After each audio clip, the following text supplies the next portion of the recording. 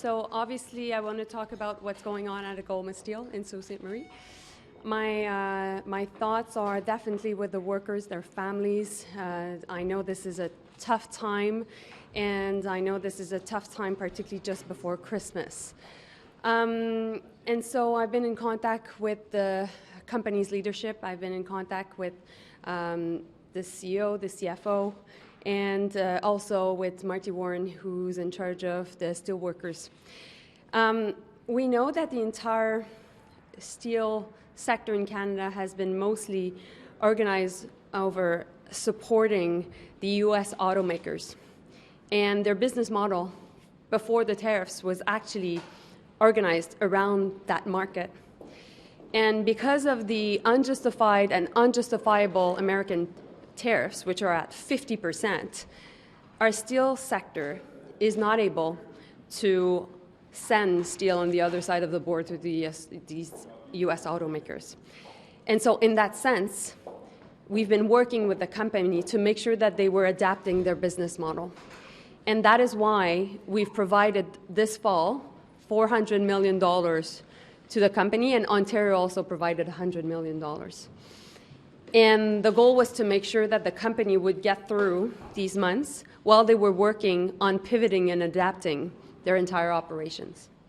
We've been working with them also on a new beam steel plant and also a new plate steel plant in order to support the housing sector and also the defense sector. And we think that through these investments, there can be more jobs that come back to Algoma, and which will be the case for many steel plants across the country. We also think that our Buy Canada policy is working. Algoma has now received orders from Irving shipyards and also from Seaspan, two important shipyards across the country. Now, is it enough? We still need to be at it. And I know that this is not a perfect answer to those who are affected.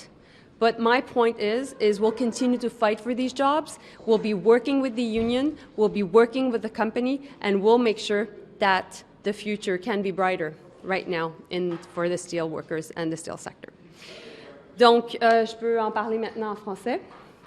La situation à Algoma Steel, à Sault Ste. Marie, est extrêmement difficile. Et bien entendu, mes pensées sont avec les gens qui sont affectés, les employés affectés par les mises à pied. Non seulement c'est difficile, mais c'est difficile parce que ça arrive juste avant le temps des fêtes. Et on sait qu'il y a beaucoup d'anxiété qui est générée présentement par ces mises à pied, partout à travers la ville de Sault Ste. Marie, mais aussi à travers surtout l'Ontario et le Québec. Maintenant, tout le modèle d'affaires du secteur de l'acier a été développé autour du fait de desservir les grandes compagnies américaines du secteur automobile qui étaient de l'autre côté de la frontière, donc aux États-Unis. Et à partir du moment où le président Trump a imposé des tarifs de 50 % qui étaient complètement injustifiables et injustifiés, bien, ça fait en sorte que ce modèle d'affaires-là, qui était celui d'Algoma et aussi d'autres usines d'acier, mais ce modèle-là d'affaires ne tenait plus la route. Et donc, on a travaillé très fort au cours des derniers mois avec Algoma. On leur a offert 400 millions pour soutenir leurs opérations. L'Ontario a offert 100 millions pour faire en sorte, justement, de les aider à passer à travers cette période-là pendant qu'au même moment, ils adaptaient et pivotaient leurs opérations vers un modèle qui était davantage fixé au Canada, où ils allaient pouvoir produire le type d'acier nécessaire pour le secteur de la défense et pour le secteur également de la construction au pays. Et on travaille présentement avec eux pour qu'ils aient cette capacité-là de développer ce type d'acier-là nécessaire pour nos besoins chez nous. En plus, la semaine passée, on a annoncé des mesures pour encore plus protéger notre acier canadien contre le dumping d'acier qui provient de l'étranger. Et en plus, ce qu'on a fait, c'est qu'on travaille avec notre politique acheter canadien. Je vous donne beaucoup de détails parce qu'ils sont importants, parce qu'ils font partie de ce plan qui est nécessaire alors qu'on est victime des tarifs de la Maison-Blanche et que ces tarifs-là ont un impact particulièrement sur des secteurs, dont celui de l'acier. Alors, mon point est le suivant. On va continuer de se battre pour ces emplois-là. On va être là pour aider ces employés. Je suis en contact avec le syndicat, je suis en contact avec la compagnie et on va passer à travers cette situation difficile ensemble. Sur les F-35, Lockheed Martin n'est pas capable de garantir que les tarifs n'auront pas un impact sur le prix final des appareils. Quel message vous voulez lancer à Lockheed Martin et à l'administration Trump par rapport à ça? Mais j'ai déjà répondu à vos questions concernant les F-35. J'ai déjà dit que c'était pas assez au niveau des bénéfices industriels. Maintenant, j'ai pas eu de conversation avec Lockheed Martin sur ces questions-là concernant les tarifs, mais je vais faire le suivi. Madame Joly, votre département a dit la semaine passée au comité des opérations gouvernementales que dans le contrat qui est en litige du SIF, que c'était l'entreprise qui avait demandé du caviardage avant d'être fourni au comité. Aujourd'hui, Stellantis dit que c'est faux. C'est le contraire, que c'est ICED qui est venu les voir, dit « Nous voulons ces caviardages-là. Qu'est-ce que vous en pensez? » Et eux disent qu'ils sont très contents d'envoyer le contrat sans caviardage au comité. Qui dit vrai? Mais écoutez, j'ai reçu la lettre tantôt, il n'y a pas de problème, on va enlever le caviardage puis on va donner ça aux membres du comité. Mais qui dit vrai encore une fois, parce que votre sous-ministre a dit que c'est Stellantis qui a demandé le caviardage. Non, mais c'est important quand même. Non, mais mon objectif, moi, là, c'est que les membres du comité aient accès à l'information. Ils ont accès à l'information, on va leur donner. C'est tout. La souveraineté canadienne, c'était votre justification pour le MOU, le pipeline en Alberta. Comment vous justifiez ça, sachant que les sables bitumineux, les compagnies de sables bitumineux sont appartenues en majorité par des intérêts américains? Ça ne vient pas aider les États-Unis de passer 1 million de barils de pétrole par jour? Écoutez, si vous me posez la question de façon plus générale sur nos politiques climatiques, je pense qu'on doit en faire plus. Maintenant, si vous me posez la question, est-ce que le Canada, présentement, est affecté par l'impact des tarifs et si notre économie si on doit en faire plus au niveau de nos politiques industrielles pour protéger notre économie, absolument. Et le premier ministre a pris cette décision-là de faire une entente avec l'Alberta basée sur les joueurs qui sont déjà en Alberta et qui ont une contribution économique à l'Alberta. Maintenant, mon objectif, c'est toujours d'avoir de plus grands joueurs canadiens. Et ça va me faire plaisir aussi de travailler avec les compagnies dont le siège social est aussi en Alberta pour protéger les emplois là-bas. Mais si vous me posez comme question en tant que Québécoise, qu'est-ce que je pense? Je pense qu'on doit en faire plus sur le climat, je pense qu'on doit en faire plus sur le renouvelable et on va travailler aussi avec toutes les compagnies d'électricité au Québec et partout à travers le pays pour s'interconnecter pour qu'on puisse être encore plus résilient par rapport aux Américains. Merci. All right, hello everybody. My name is Jenny Kwan. I'm the Member of Parliament for Vancouver East, the NDP critic for immigration, refugee, citizenship, and housing, amongst other things. I'm here today to respond to the Parliamentary Budget Officer's report that was just tabled this morning. It was a shocking report in the sense that the findings, particularly, is deeply concerning. As we know, the Prime Minister has spoke excessively about this new generational investment in housing, building more housing than we have ever seen since World War II.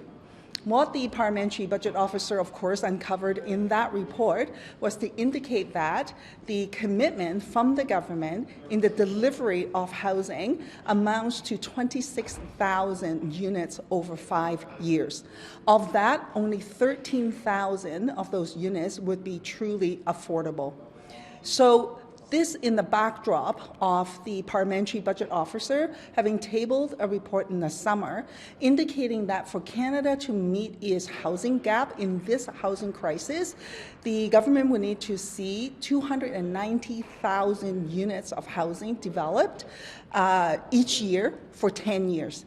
If you look at the numbers or the report that was tabled by CMXC, in their estimation, that number actually jumps up to somewhere around 380,000 units each year for 10 years. So the commitment on this new generational investment that the government's talking about, it is barely a drop in the bucket to address the housing crisis. In addition to that, the Parliamentary Budget Officer was unable to get any information from the government, whether it be the Build Canada Homes initiative or from finance, on what the cuts are in relation to the programs that was sunset. And so that is to say, we have no information on that and what the implications are. What we do know is that the provincial territorial agreements is coming up to end. And with that, out of the 600,000 units of housing that is under provincial territorial agreements, I would say about 57%, so let's just round it up to 60% of those units are outside of the agreements now because they've already expired. So that is to say 40% of the 600,000 units may not get their subsidies to continue its operations. And if that's the case, this will be a huge impact for the affordable housing units that are existing right now that will all of a sudden lose the support. We already know from housing experts such as Steve Pomeroy, who's done extensive work on this, it is not just about building more housing because you can't build enough to make up for the loss. The rate of loss is significant. And now with this possibility in the horizon, you will of course see additional loss as well. And if you're looking at 40% of the 600,000 units that would lose its subsidy is affordability to the community, then this is, I can't even tell you how big a problem it's going to be. It's going to escalate the crisis for people in need of housing in the community. So with that, I will pause here. And oh, by the way, the Parliamentary Budget Officer's report also indicated that 3 major initiatives out of the Indigenous community side for both ISK and CERNAC, that funding is also sunsetting as well, and there appear to be no indication of its continuation. Okay. All righty. Thank you very much. Religious exemption defense from Section 319. Do you support that? I do. I've publicly supported it for a long time. Why does it need to happen? Because there are conservatives and other groups that do say that this amounts to an attack on freedom of religion and could open the door to kind of eroding or expanding censorship. No, I mean, I don't agree with that at all. This is saying that hate speech, which we've declared as a criminal offense, can be defended by good faith religious belief. I don't believe that when you use hate speech inciting someone to cause harm to another identifiable group, that should be saved by a good faith religious belief. So I've publicly supported that call for a long time. What do you make of this deal the Liberals have come up with the Bloc in order to amend C9 to get this passed? Look, I want C9 to get through the House. I'm part of the Justice Committee on C9. I have my own amendments that I'd like to see through. So I don't know about deals. I just know that I want this bill to get through, and I have amendments that I believe respond to the concerns that I've heard from the witnesses that came before the committee. Do you want to share any of those amendments? I'm not allowed to because it's privileged until I bring them. Erwin Kotler is in the building today. Do you know if he was making any advocacy on this subject? Or? I do not know what he was here for. But I'm always happy to see him in the building.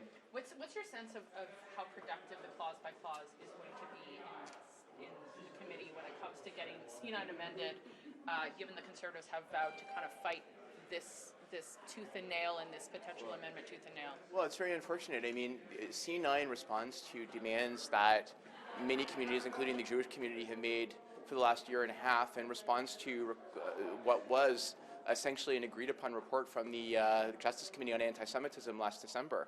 And so for me, this is an incredibly important bill. It's an incredibly important bill for many people that are living my riding and across the country, and I think it's unfortunate that Conservatives are against the Combating Hate Act. Thanks. Have a great day. Do you think that's a real thing from Treasury Board and President? Because, you know, obviously a lot of civil servants and functionaries live in the Elmer. Yeah. So, Look. where do you think things are at? Well, look, I hope that the, I mean, I understand the importance of bringing the folks back to the office. Yeah, why don't we do that? Let me just get this. Here we go. All right. Okay. So, Mr. Fergus, bringing civil servants and functionaries back 5 days a week into the offices, particularly in the National Capital Region, which of course your constituents are part of that. Where do you think things are at? Well, look, I think it's important to have civil servants come back to the office, that's for sure.